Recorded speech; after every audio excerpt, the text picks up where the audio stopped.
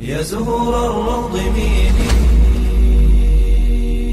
أسمعي ليلي نشيدي.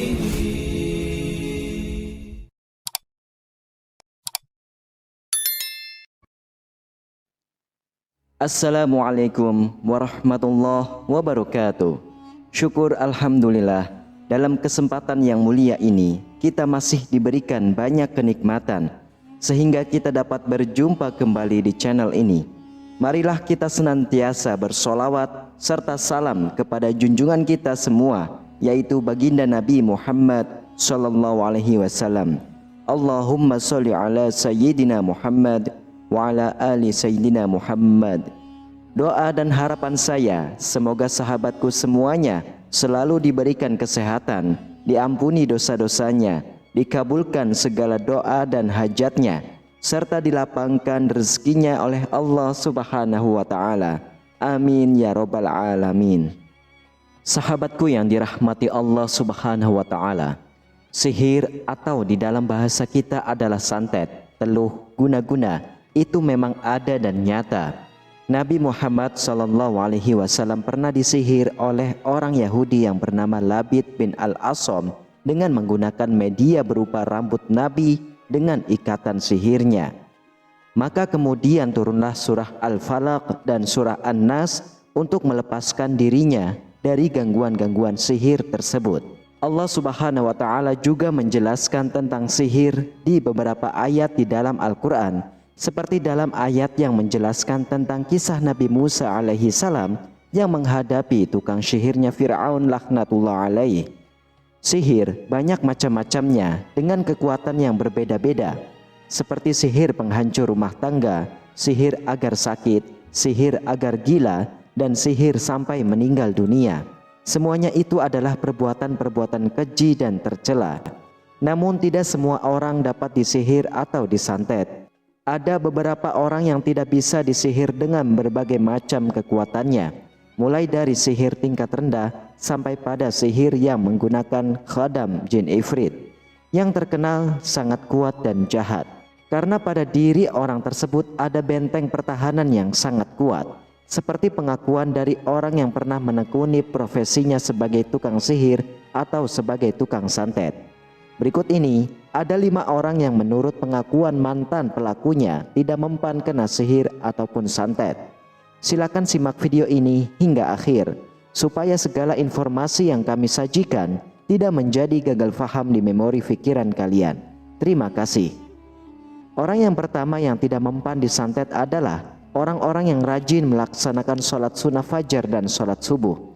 Selamanya mereka tidak akan mempan disihir dengan kekuatan sihir macam apapun. Setan ataupun jin yang dikirim untuk menyakitinya hanya bisa mendengarkan suara mereka, tetapi tidak bisa melihat dan menyerangnya. Pengakuan ini hampir sama seperti apa yang telah dijelaskan oleh Imam Al-Ghazali di dalam kitabnya Rosailul Hajjat, bahwa barang siapa yang melaksanakan sholat 2 rakaat fajar dan di dalam 2 rakaatnya membaca Alam Nashrah atau surah Al-Insyirah dan surah Al-Fil, maka tidak ada jalan bagi musuh-musuhnya untuk menyakitinya. Lalu orang yang kedua adalah orang yang sering wudhu atau selalu dalam keadaan suci dari hadas kecil atau hadas besar. Menurut pengakuan mantan dukun tersebut, dari diri orang yang selalu mempunyai wudhu terpancar sinar yang dapat menyilaukan mata tukang sihir, sehingga dapat mengganggu konsentrasi ritualnya dan menghalangi tukang santet untuk menyantetnya. Pengakuan ini sama seperti keterangan bahwa wudhu itu adalah nur ataupun cahaya, dan umat Nabi Muhammad SAW telah di hari kiamat akan dikenali dari cahaya bekas dari wudhunya. Lalu orang yang ketiga adalah orang yang banyak atau sering melakukan hubungan intim, baik bagi laki-laki ataupun bagi perempuan yang sudah sah. Tentunya ini adalah cara-cara yang diperbolehkan oleh agama. Menurut pengakuan dukun tersebut, sperma ataupun mani yang ada pada diri manusia ada rahasia mistiknya. Dengan mengeluarkan sperma dapat menguatkan roh atau jiwa seseorang, menjernihkan pikirannya dan meningkatkan kekebalan tubuhnya. Padahal sihir ataupun santet sangat sulit dikirimkan kepada orang-orang yang kuat jiwa dan jasmaninya. Sehingga untuk menyerang orang-orang model seperti ini adalah dengan cara dilemahkan terlebih dahulu. Lalu orang yang keempat adalah orang-orang yang hatinya selalu bergembira, pikirannya tenang, tubuhnya sehat. Berbeda dengan orang yang selalu dalam keadaan susah, murung dan bersedih, maka sangat mudah sihir atau santet masuk ke dalam tubuh orang tersebut. Oleh karenanya, Nabi Muhammad SAW mengajarkan kepada kita satu doa, yaitu Allahumma inni a'udzubika minal hammi wal hazan wa a'udzubika minal ajzi wal kasal. Artinya, ya Allah, saya berlindung kepadamu dari kebingungan dan kesedihan. Aku berlindung kepadamu dari kelemahan dan kemalasan. Penyebab dari kebingungan dan kesedihan adalah karena jauh dari Allah Subhanahu wa Ta'ala, sering melakukan maksiat-maksiat kepadanya, seperti berzina, mabuk, dan lain sebagainya. Kemudian orang yang kelima yang tidak akan mempan disihir ataupun disantet adalah orang-orang yang membaca surah Al-Baqarah sekalipun hanya 1 kali dalam 1 minggu. Ini sama dengan keterangan hadis riwayat Imam Muslim.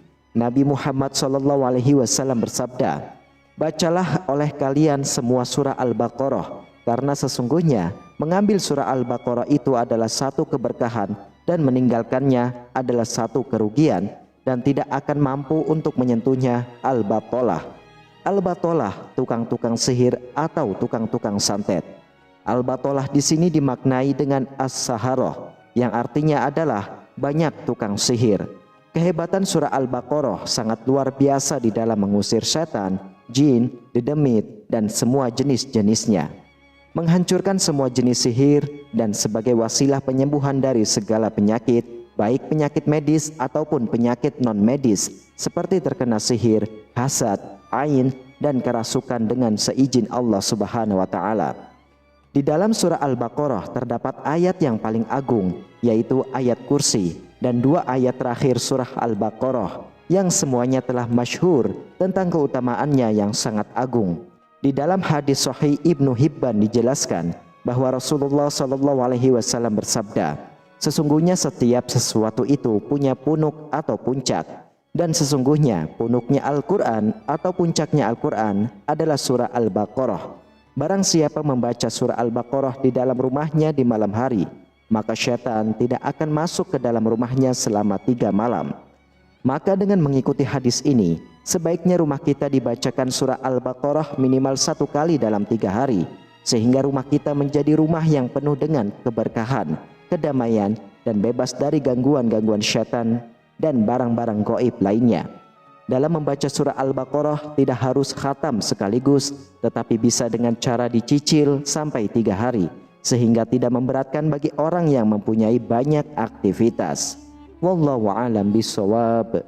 Sahabatku yang dirahmati Allah Subhanahu wa Ta'ala, itulah kelima orang yang tidak bisa disihir ataupun disantet. Semoga kita semua selalu dalam lindungan Allah dari berbagai macam kejadian apapun, sesuatu yang buruk menimpa kita. Amin ya Rabbal Alamin. Dan saya berterima kasih kepada sahabatku yang sudah menonton video ini hingga akhir.